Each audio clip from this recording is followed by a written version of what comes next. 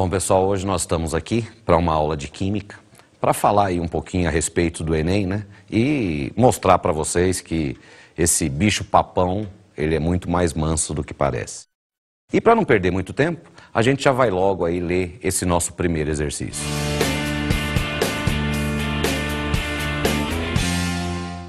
Um dos produtos da queima incompleta de combustíveis que apresentam carbono em sua estrutura, como derivados de petróleo, gás natural, entre outros, é o monóxido de carbono, está aí a fórmula CO.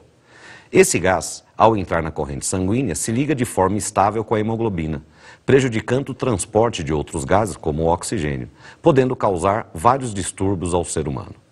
Essa tabela mostra a concentração de CO no ar e os males que podem ser causados ao homem. Na tabela tem aí, a concentração do CO, monóxido de carbono, em ppm, e aí os distúrbios em seres humanos. 10 ppm, nenhum distúrbio. 15 ppm, diminuição da capacidade visual. 60, dores de cabeça. 100, tonturas e fraqueza muscular. 270, inconsciência. 800, morte. E aí ele vem me dizendo, ppm, partes por milhão, significa 1 miligrama de CO, que é o monóxido de carbono, por quilograma de ar. Uma garagem com as seguintes dimensões: 4 metros de comprimento, 4 metros de largura e 2,5 metros de altura tem aproximadamente 48 quilos de ar atmosférico. Nessa garagem fechada, foi ligado um carro movido a gasolina durante um certo tempo, produzindo 2,88 gramas de monóxido de carbono. Uma pessoa que esteja nessa garagem poderia: alternativa A, ter diminuição de sua capacidade visual. B, sentir dor de cabeça. C, apresentar fraqueza muscular e tonturas. D, ficar inconsciente e morrer. Vimos aí nesse primeiro exercício ele falando do monóxido de carbono, que é o CO. Os combustíveis derivados de petróleo, o etanol, eles apresentam carbono na sua estrutura. E quando se tem uma reação de combustão, nós temos uma série de reações químicas acontecendo.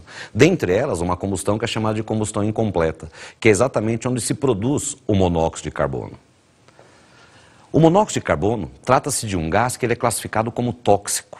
Fala por que ele é tóxico? Vamos lembrar aqui um pouquinho de aulas de biologia. O transporte gasoso na corrente sanguínea se dá dessa maneira. Você respira, o oxigênio cai na corrente sanguínea, a hemoglobina se liga ao oxigênio e começa a transportá-la. Só que essa ligação química entre a hemoglobina e o oxigênio é uma ligação instável. Isso significa que daqui a pouquinho o oxigênio ele se desgruda, se desliga da hemoglobina. Aí vem uma outra hemoglobina, se liga ao oxigênio, transporta ele mais um pouquinho, assim é liberado, vem uma outra hemoglobina, se liga novamente ao oxigênio e assim vai transportando o oxigênio até entregar a célula. Na célula, a mitocôndria faz a oxidação celular, produz energia e lança gás carbônico na corrente sanguínea. O gás carbônico também se liga à hemoglobina, só que de forma também instável. Essa ligação instável significa que a hemoglobina fica um tempo ligada ao monóxido de carbono e essa ligação se quebra. Vem uma outra hemoglobina, carrega mais um pouquinho o dióxido de carbono e aí nós chegamos até o pulmão. E você lança o dióxido de carbono aí para a atmosfera. É assim que é feita aí essa troca gasosa aí em linhas gerais. O monóxido de carbono percorre o mesmo caminho. Só que a hora que ele chega na corrente sanguínea, a hemoglobina se liga ao monóxido de carbono, mas é uma ligação estável. Se é uma ligação estável, significa que ela demora a ser quebrada. Isso me garante que essa hemoglobina vai ficar um tempo sem conseguir se ligar ao oxigênio. Se a gente estiver num ambiente onde a concentração de monóxido de carbono é grande, significa que eu vou jogar bastante monóxido de carbono na minha corrente sanguínea, várias hemoglobinas vão ficar ligadas ao monóxido de carbono, começa a faltar oxigênio nas células. Essa tabela mostra a concentração que tem que ter aí no ar atmosférico, ou no local que você está, do monóxido de carbono, em relação à quantidade de ar aí nesse sistema, e os males que podem causar. Agora, como é que a gente chega à resolução desse exercício? Como é que a gente consegue determinar aí a sua resposta? Vamos acompanhar comigo a resolução aí na tela. Bom, ele está falando que ppm, partes por milhão, é 1 miligrama do CO para cada quilograma de ar. Fala, mas onde é que vem esse termo, ppm, e ele me dizer aí que é miligramas por quilo. Veja só, acompanha comigo esse raciocínio. Miligramas por quilograma. Mili, 10 a menos 3. Quilo, 10 a terceira. Vamos pegar esse 10 a menos 3 que está aqui no numerador e vamos passar ao denominador. Ele passa lá multiplicando, então fica gramas por 10 a sexta grama. E 10 a sexta significa 1 milhão. Então você tem aí 1 grama para 1 milhão de gramas. Olha só, uma parte que é 1 grama para 1 milhão de partes para 1 milhão de gramas.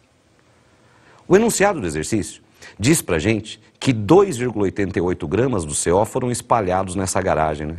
Só que 2,88 gramas correspondem a 2.880 miligramas do monóxido de carbono.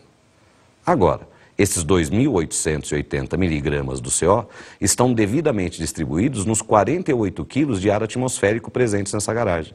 Eu preciso encontrar quantos miligramas do CO nós temos em 1 quilograma de ar. Está aí, uma regra de 3 simples. Fazendo a multiplicação em cruz, você vai chegar a 60 miligramas do CO.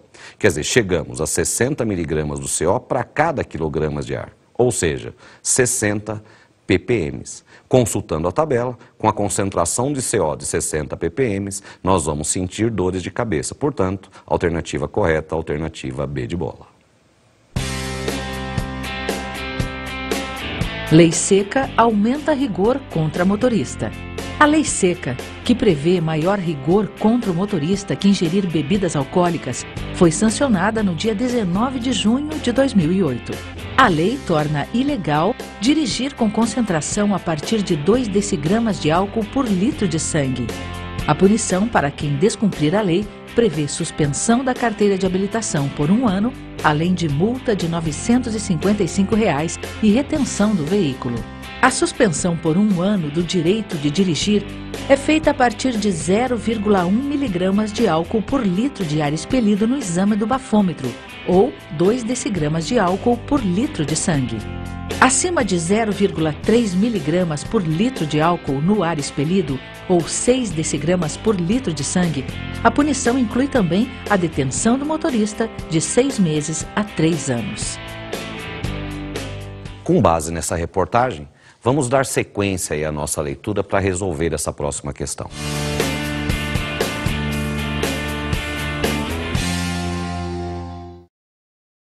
O tempo de metabolismo do álcool depende de algumas condições, como massa corpórea e se o indivíduo está ou não alimentado no momento da ingestão da bebida. O gráfico que estamos vendo mostra a concentração de álcool no sangue de 2 pessoas de mesma massa que tomaram 3 latas de cerveja cada. Porém, um estava em jejum e o outro devidamente alimentado. Vamos analisar as afirmações. 1.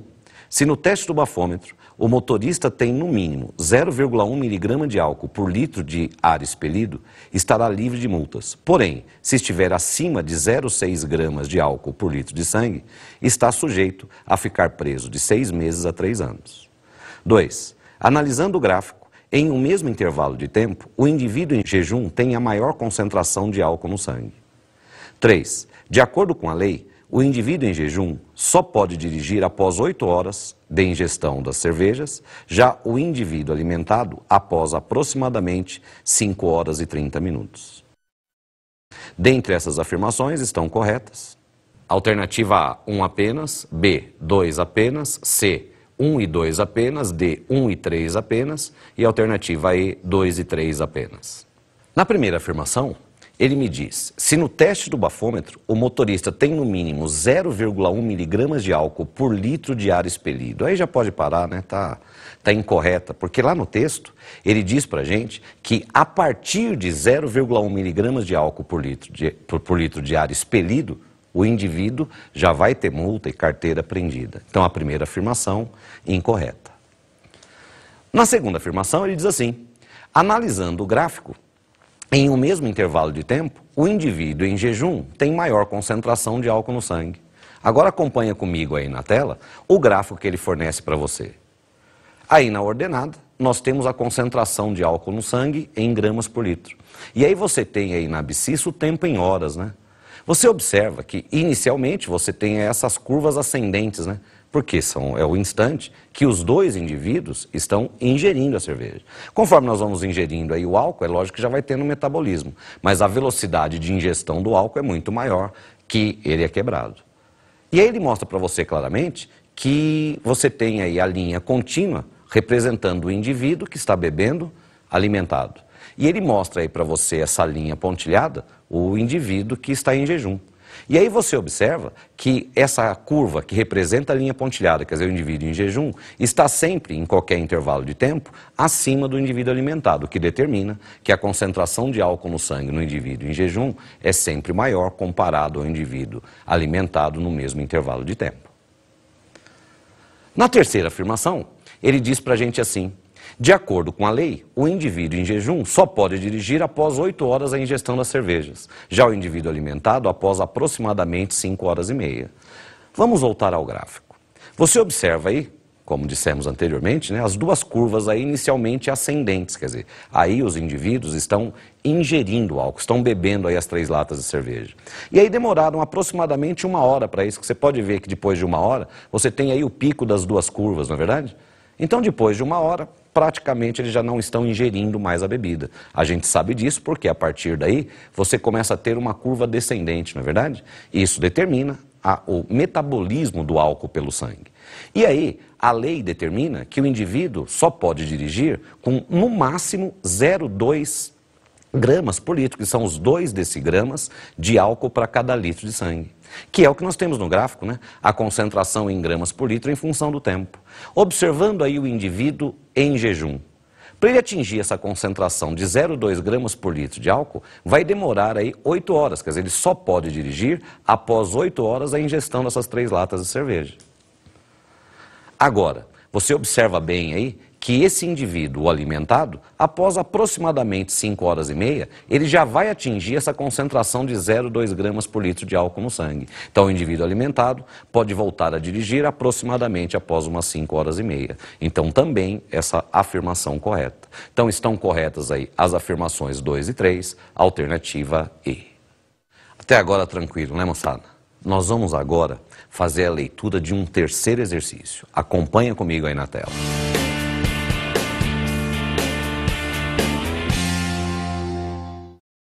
Um líquido entra em ebulição na temperatura que sua pressão de vapor se iguala à pressão ambiente.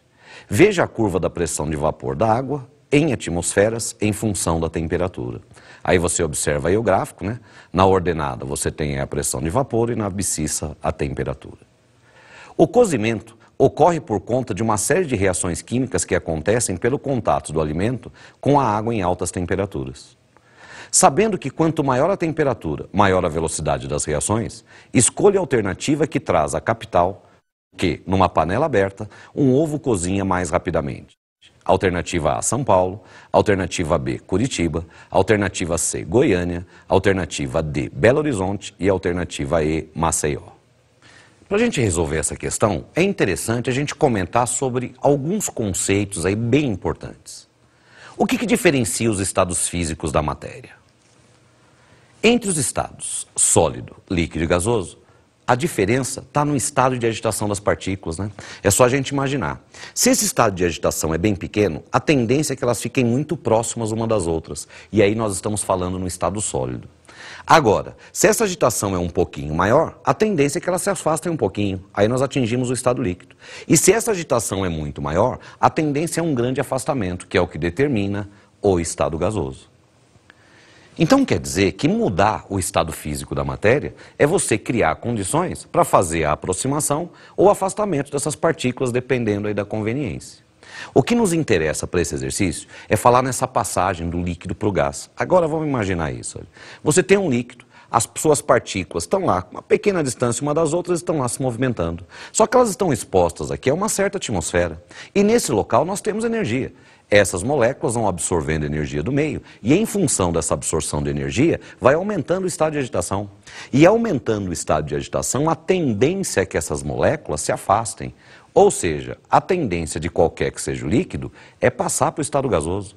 E a grande prova disso é que se você pegar um pouquinho de líquido qualquer aí, joga lá num canto lá da sua casa, depois de um certo tempo ele secou, né?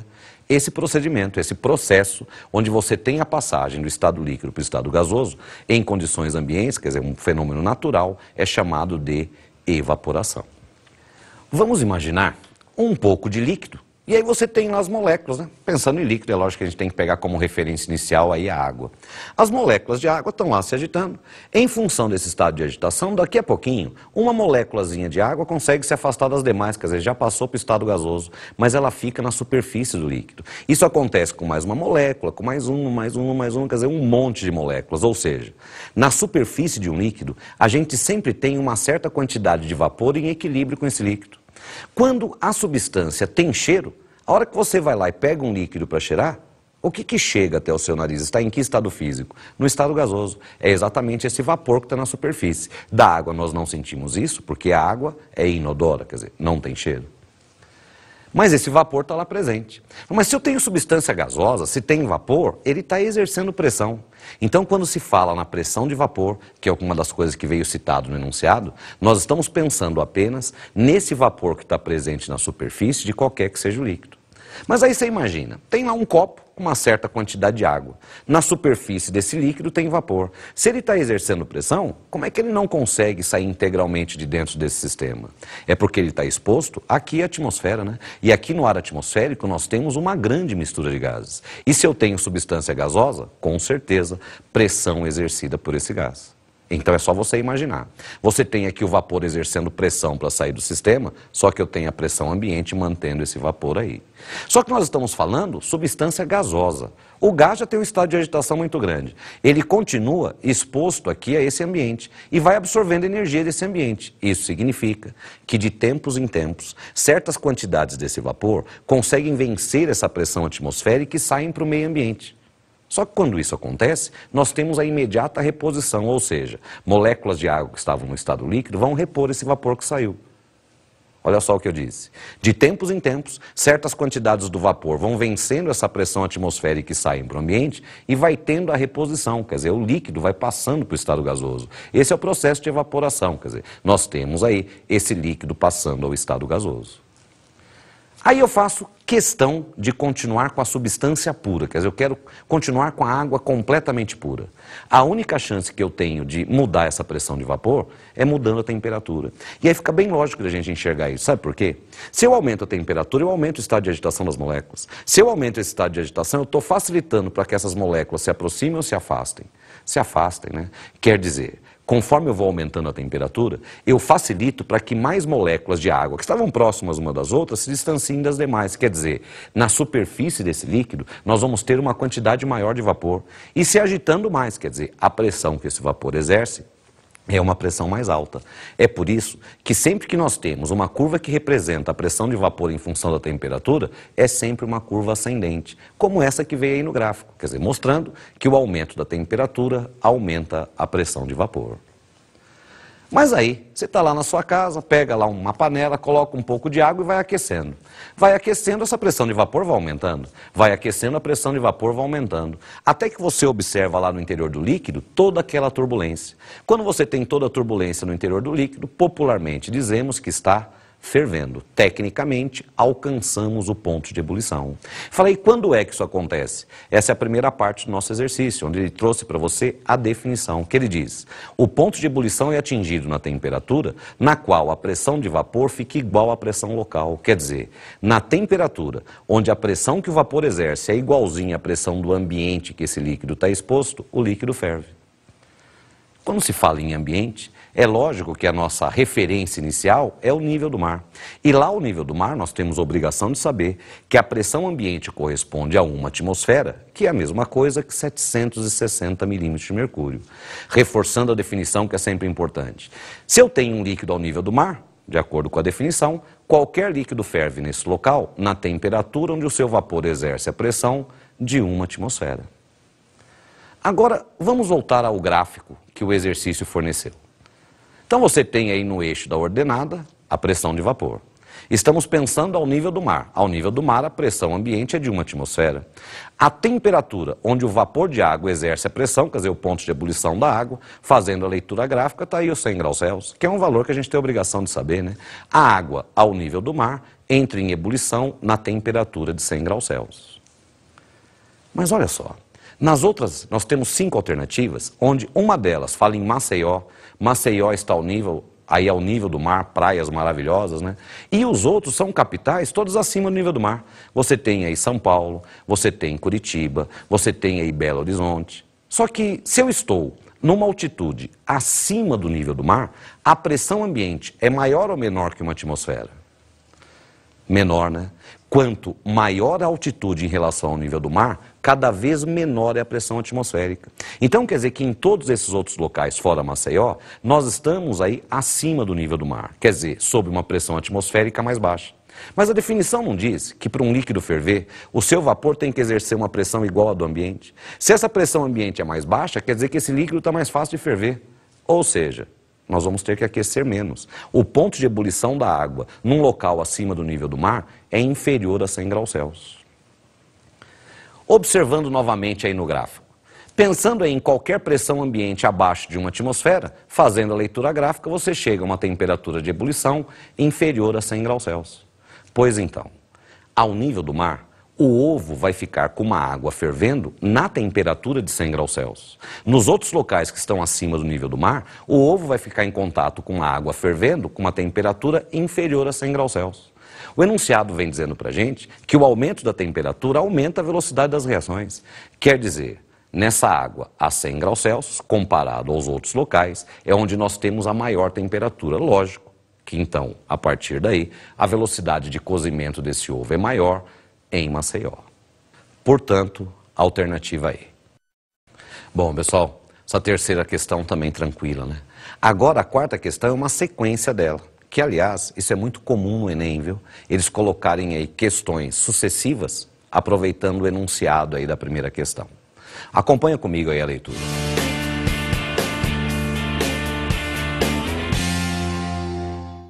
É de senso comum que no processo de cozimento, como citado no exercício anterior, assim que se inicia a fervura, devemos abaixar o fogo. Esse procedimento é, na alternativa A, errado, pois se nesse momento o fogo for diminuído, a temperatura diminui.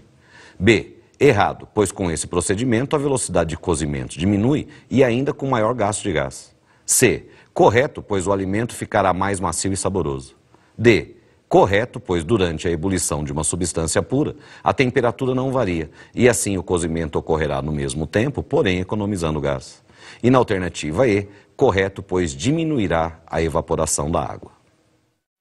Nós vimos, agora há pouco, na questão anterior, na sua resolução, nós falamos lá sobre as mudanças de estado físico.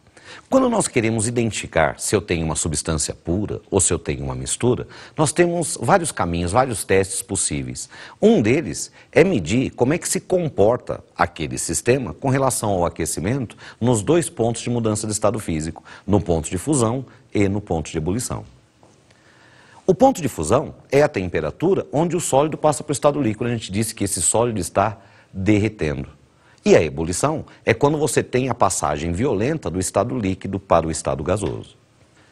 Vamos imaginar aí a água. Você colocou lá dentro do freezer, quer dizer, você fez lá o gelo, quer dizer, passou aí ao estado sólido. Quando você tira esse gelo lá do freezer, ele começa a trocar calor aqui com o meio e vai derreter. Fala, mas em que temperatura isso acontece? Quando nós temos o ponto de mudança de estado físico, é quando a gente observa os dois estados físicos ao mesmo tempo. Então, quando você pega lá o gelo, tirou lá do freezer, a hora que você colocou aqui fora, a hora que você observar que uma parte está no estado sólido, outra parte está no estado líquido, é o ponto de mudança de estado. E em se tratando da água completamente pura, isso acontece na temperatura de 0 graus Celsius. E quando se trata de uma substância pura, enquanto não houver a completa mudança de estado físico, a temperatura se mantém constante. Quer dizer, enquanto eu tiver gelo e água líquida, a temperatura vai ser de 0 graus Celsius. O mesmo é quando nós temos a ebulição. Você vai aquecendo, aquecendo, aquecendo. Ao nível do mar, nós temos a obrigação de saber que a água entra em ebulição a 100 graus Celsius. Isso significa que nessa temperatura você tem os dois estados físicos simultâneos. E aí você observa toda aquela turbulência que é causada no interior do líquido durante a fervura, é por conta de moléculas de água, e muitas delas, passando aí para o estado gasoso, passando aí para o estado de vapor. E da mesma forma, enquanto tiver líquido fervendo, em se tratando da água pura ao nível do mar, a temperatura se mantém constante, quer dizer, se mantém a 100 graus Celsius. Aí, todas as vezes que você vê alguém cozinhando, né, a mãe, a avó, A hora que começa a ferver, o primeiro procedimento a ser tomado é exatamente diminuir a chama do gás, diminuir a chama lá do fogão.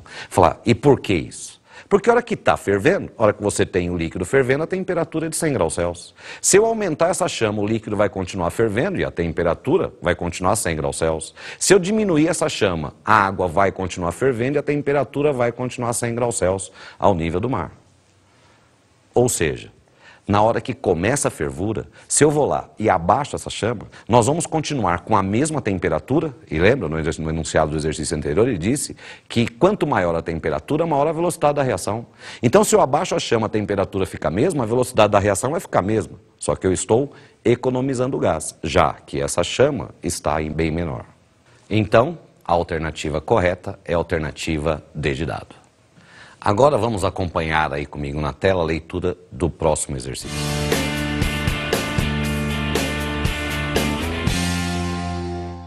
Paciente e resultado, está aí em gramas de HB por 100 ml de sangue.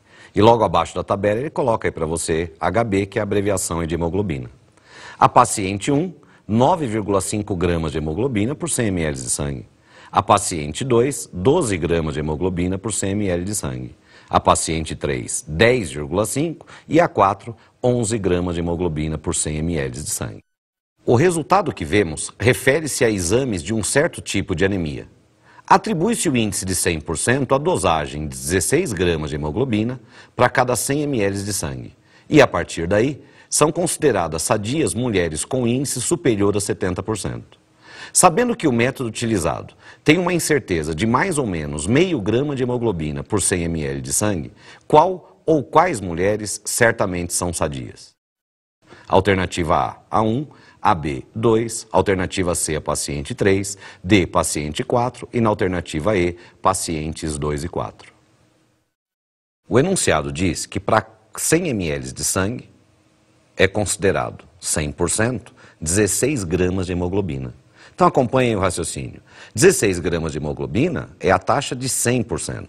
São consideradas sadias quem tem acima de 70% disso. Então se os 16 gramas 100%, 70% X. Uma regra de 3 simples, faz a multiplicação em cruz, vai chegar aí a 11,2 gramas. Quer dizer, acabamos de determinar que a paciente que tiver acima de 11,2 gramas de hemoglobina por 100 ml de sangue é sadia. Se tiver abaixo disso, é anêmica.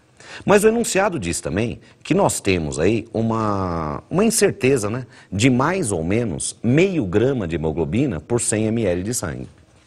Observando a tabela, a paciente número 1 teve como resultado 9,5 gramas de hemoglobina por 100 ml de sangue. Só que nós temos que jogar aí a incerteza. Quer dizer, pode ser que esse resultado seja meio grama a mais ou meio grama a menos. Sendo, se for meio grama a menos, ela ficaria com 9 gramas. Meio grama a mais chegaria a 10 gramas. Então aí você observa que com o máximo que ela pode ter, que são 10 gramas de hemoglobina por 100 ml de sangue, está abaixo dos 11,2. Então essa paciente número 1, ela é anêmica.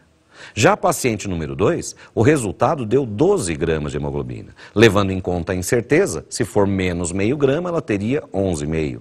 Mais meio grama, 12,5. Então você vê que na paciente 2, no mínimo que ela pode ter, já levando em conta essa incerteza, ficaríamos com 11,5 gramas de hemoglobina por 100 ml de sangue. Está acima dos 11,2. Então a paciente 2 com certeza é sadia. Já a paciente 3, o resultado deu 10,5. Levando em conta a incerteza, menos meio ficaria com 10, mais meio ficaria com 11. Com o máximo que ela pode ter, aí, que são os 11 gramas de hemoglobina, está abaixo dos 11,2. Um pouco abaixo, mas abaixo. E, portanto, ela também está anêmica. Agora, a paciente número 4, o resultado deu 11. Se eu levo em conta a incerteza, menos meio, ela ficaria com 10,5. Mais meio, ela ficaria com 11,5. Olha só que caso interessante. Para essa paciente, se o resultado for meio grama a menos, ela está com 10,5, está abaixo dos 11,2 e, portanto, é anêmica. Se for mais meio, ela ficaria com 11,5 e aí acima dos 11,2 e seria uma paciente sadia. Então você observa que essa paciente número 4, com o resultado que deu, não dá para se afirmar com esse método se ela é sadia ou anêmica. Nesses casos, o bom médico vai sugerir aí um novo exame com um outro método para se chegar a um diagnóstico mais preciso. Então, das 4 pacientes, sadia com certeza apenas a paciente número 2. Portanto, alternativa correta, alternativa B de bola. Bom, pessoal, agora nós vamos à última questão dessa aula. Acompanhe a leitura comigo.